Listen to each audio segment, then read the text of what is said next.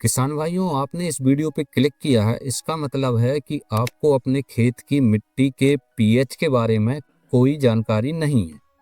और इसका कारण ये है कि आपने अभी तक अपने खेत की मिट्टी की जांच नहीं कराई होगी। अब उसका कारण कुछ भी हो सकता है। तो इस वीडियो में हम उन किसानों को एक सटीक सलाह देने वाले हैं जिनको अपने खेत की मिट्टी का पीएच नहीं मालूम है और उसके कारण उन्हें बड़ा नुकसान हो रहा है। तो अगर जानकारी अच्छी लगे तो इस वीडियो को लाइक करें और चैनल को सब्सक्राइब करके ऑल नोटिफिकेशन जरूर ऑन करें। तो दोस्तों, मिट्टी का पीएच और जिंक की उपलब्धता, ये दोनों आपस में कनेक्टेड हैं और इनका गहरा संबंध है। आगे हम समझेंगे कि इन दोनों का क्या संबंध है और इससे क्या प्रभाव पड़ता है। जिंक एक ऐसा तत्व है जो गेहूं की फसल में, धान की फसल में, मक्के की फसल में एक बहुत जरूरी ही पोषक तत्व है।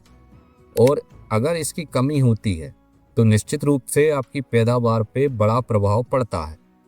तो जिंक के बारे में दो मुख्य बातें हैं जो आपको पता होनी चाहिए। पहली बात है तापमान। तापमान वो चीज है जो जिंक को डायरेक्ट अफेक्ट करती है, यानी कि सीधा प्रभाव डालती है। तो जब ठंड का मौसम होता है और वातावरण का जो तापमान है वो 10 डिग्री से अगर नीचे चला जाता है तो ऐसी स्थिति में मिट्टी का तापमान भी बहुत कम हो जाता है। और अगर तापमान मिट्टी का कम होता है तो उससे समस्या ये होती है कि जिंक तत्व की जो घुलनशीलता है वो कम हो जाती है, यानी कि जिंक जो है वो ठोस हो जाता है, ठीक से पानी में घुलता नहीं है।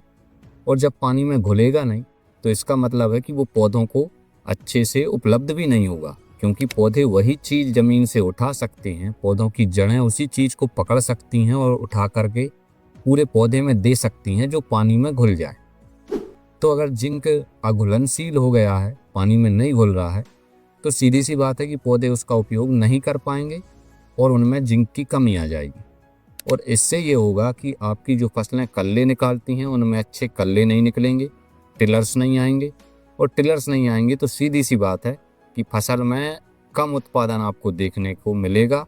लगभग 30 से 35% तक आपको उत्पादन में कमी देखने को मिलेगी। तो पहली चीज़ तो हो गई तापमान।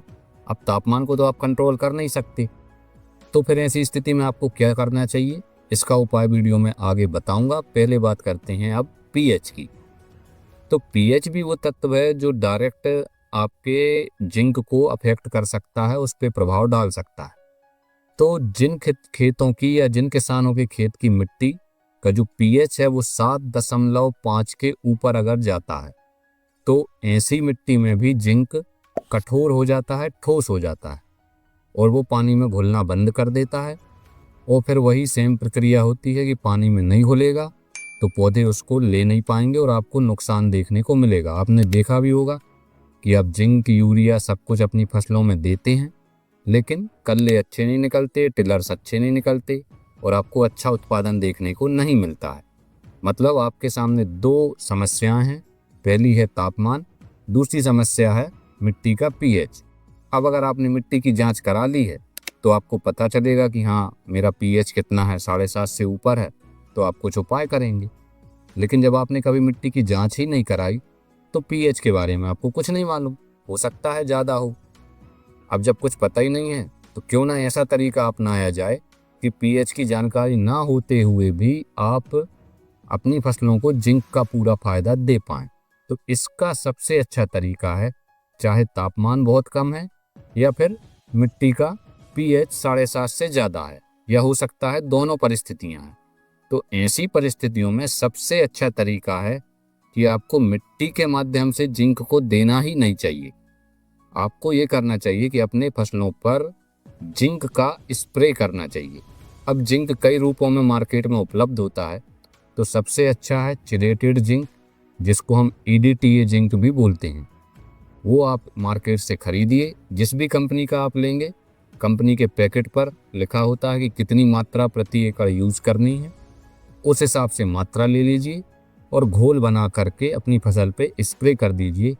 इससे ये फ़ायदा होगा कि जिंक का 100% फ़ायदा आपकी फसलों को मिलेगा। गेहूँ, धान जैसी फसलें हैं तो अच्छे टिलर्स निकलेंगे, कल्ले अच्छे निकलेंगे और अच्छा उत्पादन आपको देखने को मिलेगा। कुल मिलाकर जिंक का पूरा लाभ आपको मिलेगा।